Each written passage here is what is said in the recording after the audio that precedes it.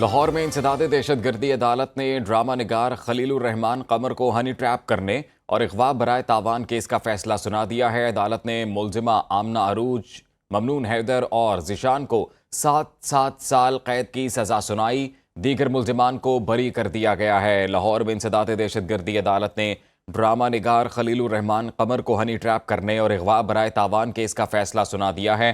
عدالت نے ملزمہ آمنہ عروج، ممنون حیدر اور ذیشان کو 7 سال قید کی سزا سنائی، جبکہ دیگر ملزمان کو بری کر دیا گیا ہے۔ عدالت نے ملزمہ کو اور اس کے ساتھ شریک دیگر ملزمان کو 7 سال قید کی سزا سنائی ہے، جبکہ دیگر ملزمان کو بری کیا ہے۔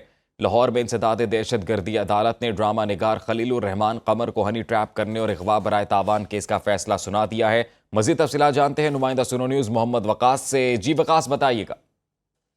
جی، لاہور کی انسداد دہشت گردی کی خصوصی عدالت کے جج اسد جاوید نے ڈرامہ نگار خلیل الرحمان کو ہنی ٹریپ اور اغوا برائے تاوان کے کیس کا فیصلہ سنایا ہے۔ عدالت نے جرم ثابت ہونے پر ملزمہ آمنہ عروج، ممنون حیدر اور ذیشان کو 7 سال قید کی سزا سنائی ہے، جبکہ دیگر ملزمان کو مقدمے سے بری کر دیا گیا ہے۔ کل 11 ملزمان تھے، جس میں سے صرف 3 ملزمان کو سزا سنائی گئی ہے جبکہ دیگر ملزمان کو بری کیا گیا ہے۔ عدالت نے اپنے فیصلے میں یہ کہا کہ ملزمان پر صرف تاوان مانگنے پر جو ہے وہ جرم ثابت ہوا ہے، لیکن اغوا کا کوئی جرم ثابت نہیں ہوا۔ خلیل الرحمان قمر کی جانب سے یہ کیس دائر کیا گیا، جس پر عدالت نے آج فیصلہ سنایا ہے۔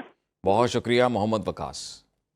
کراچی میں مصطفیٰ عامر قتل کیس کا یہ معاملہ ہے اور ایف آئی اے نے مرکزی ملزم ارمغان کے حوالے سے تفتیشی رپورٹ انسداد دہشت گردی عدالت میں پیش کر دی۔ ایف آئی اے حکام کے مطابق ارمغان کے لیپ ٹاپ سے بین الاقوامی فراڈ گروپ کے شواہد ملے ہیں۔ ملزم اور اس کے والد کامران قریشی نے فراڈ کے لیے کمپنی بنائی، جس کی سالانہ آمدن 3 سے 4 لاکھ امریکی ڈالرز ہے۔ کراچی میں مصطفیٰ عامر قتل کا معاملہ ایف آئی اے نے مرکزی ملزم ارمغان کے حوالے سے تفتیشی رپورٹ انسداد دہشت گردی عدالت میں پیش کر دی۔ ایف آئی اے حکام کے مطابق ارمغان کے لیپ ٹاپ سے بین الاقوامی فراڈ گروپ کے شواہد ملے ہیں۔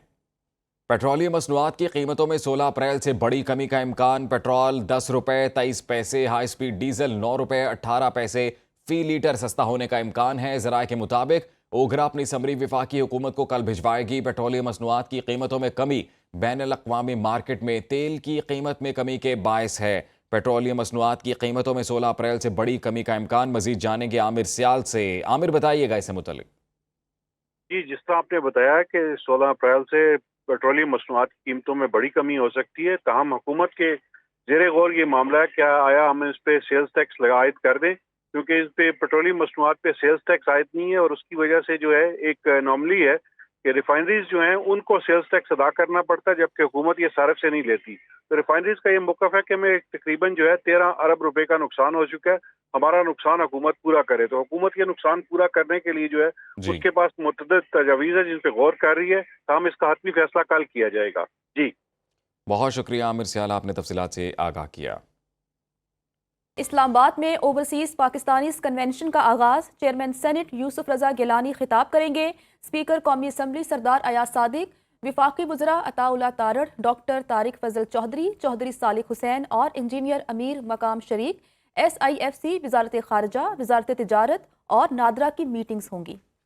وزیر اعظم شہباز شریف اور army chief general Asim Munir کل کے روز خطاب کریں گے۔ اوورسیز پاکستانیوں کے مسائل اور خدمات کو اجاگر کیا جائے گا۔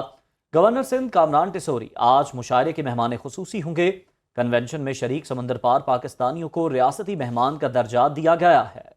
اوورسیز پاکستانی ملک کا قیمتی سرمایہ، کنونشن کا مقصد بیرون ملک مقیم پاکستانیوں کے مسائل کو جاننا ہے۔ اسپیکر قومی اسمبلی ایاز صادق کا کنونشن سے خطاب، کہا دوہری شہریت کے حامل پاکستانیوں کو الیکشن لڑنے کی اجازت دینے پر بات ہونی چاہیے۔ اوورسیز پاکستانیوں کی بھجوائی جانے والی ترسیلات زر کا معیشت میں اہم کردار ہے۔ زیادہ تر ترسیلات زر بھیجنے والے پاکستانیوں کو اعزازات دینے کی تجویز بھی اچھی ہے۔ سمندر پار پاکستانیوں نے مارچ کے مہینے میں 4 ارب 10 کروڑ ڈالرز مالیت کی ترسیلات زر بھیجی۔ اسٹیٹ بینک کے مطابق ماہانہ بنیادوں پر ترسیلات زر میں 29.8% اضافہ ہوا۔ رواں مالی سال میں اب تک 28 ارب ڈالر کی ترسیلات زر پاکستان آ چکی ہیں۔ پچھلے مالی سال میں 9 ماہ کے دوران 21 ارب ڈالر آئے تھے۔ مارچ میں ترسیلات زر کا بڑا حصہ 98 کروڑ 73 لاکھ ڈالر سعودی عرب سے آئے۔ متحدہ عرب امارات، برطانیہ اور امریکہ میں رہنے والے پاکستانی دوسرے، تیسرے اور چوتھے نمبر پر ہے۔